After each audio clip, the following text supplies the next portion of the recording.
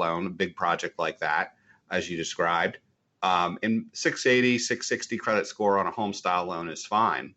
And actually, the FHA 203K will also allow you to add additional square footage to your home and do an addition of bedrooms, bathrooms, etc., expanding kitchens, or an accessory dwelling unit.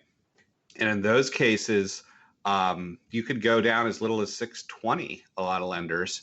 And you also want to make sure you're working with a reputable lender that is willing to look at your credit if you have a credit issue and work with you on getting that score boosted maybe before loan application. We all in this modern era have models we can run through very easily with folks and say, hey, if you pay this credit card down by so much money, then that'll boost your score by approximately this amount. And sometimes that takes you over the edge for some of these programs. So we can actually help you move your credit score along prior to loan application and give you a better rate or better terms or the loan you're looking for. Great. That's awesome information to have.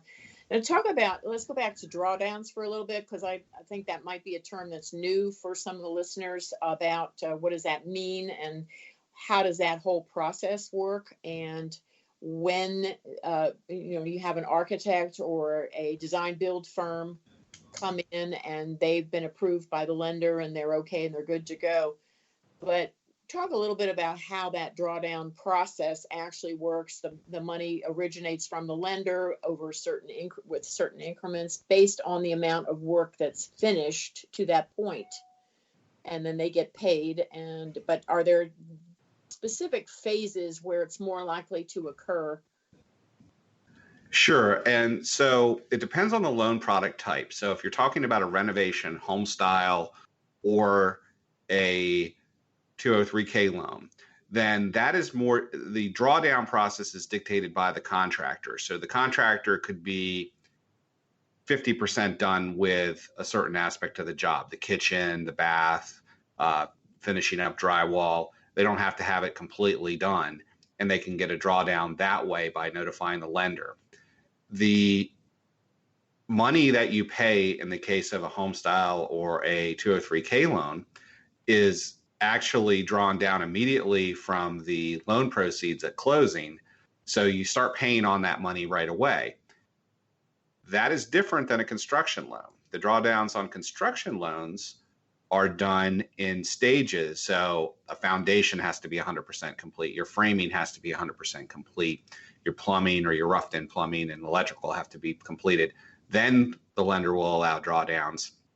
And the difference between a construction loan and a renovation or 203K or home style loan is on a construction loan, you're paying the payment based on how much money is drawn down as opposed to the entire amount right off the bat. Right. So it's a little different of a process. They both achieve the same thing, and it really just depends on your situation, which is the best product for you. Absolutely. And you've done a great job explaining that in simple terms so people can understand, because there is a lot to think about when when you have the emotional stress of having to deal with a mom or a dad and they're getting older and you need to create a space for them, but you're not sure exactly what kind of space, do they do an ADU or a granny flat, or do you make a master bedroom on the first floor? How do you handle that? So the process of deciding and then deciding what type of loan will cover it is very important. So how would you, I've done segments on working with architects and design build firms and which one might be a better choice depending on what you want, but do you have any insight from your perspective as in finance about what makes the most sense? Is one easier to work with than another, or what comments do you have insight-wise? Yeah, I think, a design build firm is a great choice if you're just doing a relatively simple addition, and that contractor, design build firm, is been in the area for a long time, knows the permitting process, knows the drill as far as dealing with the city or the county or the municipality you live in. And that is a great way. It's seamless, it's smooth, it's usually a little less expensive. If you are dealing with a larger project, a very large addition or something complicated, that's going to need a lot more engineering, then an architect is a great choice for that. Time, if time is of the essence, dealing with an architect is definitely going to take longer because you're adding an extra entity or extra person into the mix. So as opposed to the design build firm is going to do everything kind of seamlessly all at once. Both have a process of determining what exactly is going to be done and the approximate cost. But what happens with an architect is you pay for the architect. It's going to cost some money to do that. And then you're going to go to a builder and say, here's what we want to build. Can you price out what it's going to cost me and approximately what the timeline is going to be? Generally, if time is not of the essence for your situation, then it's a great way to work with an architect. Everything will be done right, properly, and well thought out.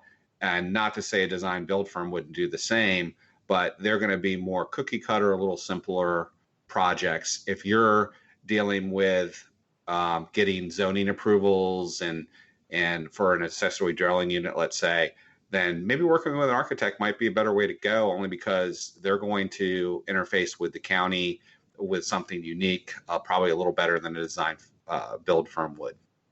Yeah, I agree with that. An architect can often be the project manager, and often they have builders that they work with who can come on board and give you the estimate. But if it's a real complicated process and the construction is going to take a while and be involved, it's not just simply installing new kitchen cabinets. It's changing hallways and adding a second story or doing serious construction work. Then an architect may very well be the way to go. Well, Paul, talk to me a little bit about a parent who may want to do a reverse mortgage option. That's a whole session in itself, but if you could just mention the reverse mortgage process as a way to draw out money. Perhaps they need a new roof put on and it's not a big deal, but their house has a lot of deferred maintenance issues. When is a reverse mortgage an option that might be easier to consider? Thanks, Debbie. Yeah, with reverse mortgages, the lender is basing everything on the current value of the home and the current condition of the home. So in instances where you need a lot of work done to a home and it's going to be obvious to an appraiser, not just updates, you had mentioned roof. If the roof is bubbling and obviously needs to be replaced, the reverse mortgage may not be the best option, only because the lender wants the home to be in good shape, because they're almost solely basing their loan on the fact that the home is in good shape. You can use the money once you pull it out for home repairs, et cetera, but you may run into a catch-22 in those situations with a reverse mortgage because they want the home to be in good shape before they'll allow such a transaction. They're great products otherwise. There isn't a cost involved in reverse mortgages, and most lenders solely do reverse mortgages. In other words, I wouldn't work with a lender that only does a couple a year. You'd want to work with an expert that only does reverse mortgages and knows all the ins and outs. And the best advice I would have is let the lender know exactly what condition your house is in before you get too far down the road with appraisals, et cetera, to make sure that product is well suited for your needs. That's a good point. Thank you for sharing that. And unfortunately, we have to wrap it up, but just in closing, do you have any last minute advice to give to listeners as far as how can they choose which makes the most sense for their situation? How would they start the process? Right. So what you want to do is choose a local lender that has all these products and expertise available to them as far as home style, Fannie Mae, 203K, construction, cash out refinances, home equity lines of credit, and can explain each option to you because they have experience with each option. And then you can choose what is the best suited program for your needs. And options are always good for everybody, but it also helps to know the ins and outs of each one to make sure that it's meeting all of your needs, not just some of them.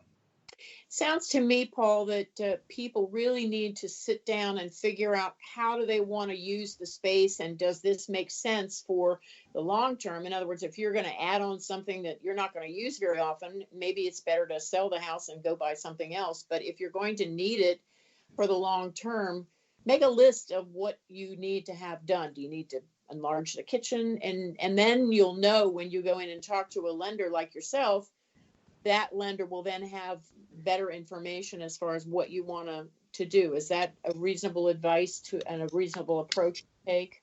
Absolutely. It's always best to have your notes ready, you know what you want, and then let the lender explain the various options based on what your needs are. Until you find out how much it's going to cost, and then you say, oh no, I can't afford that. So anyway, thank you so much, Paul Denmon. And would you share your email address and website so that people who need to get more information from you will know how to reach you? Sure. My email address is P as in Paul Denmon, Denmon at FHMTG. And my website address is fhmtg.com/Paul dash Denmon, Denmon. Thank you, Debbie. Well, that's easy. And thanks so much for joining me, Paul. We'll have you come back at a later date to talk more about the nitty gritty of each one of these options. But this has been a great background session for just getting educated on what might be the possibilities. Thanks for joining me, Paul. Thank you.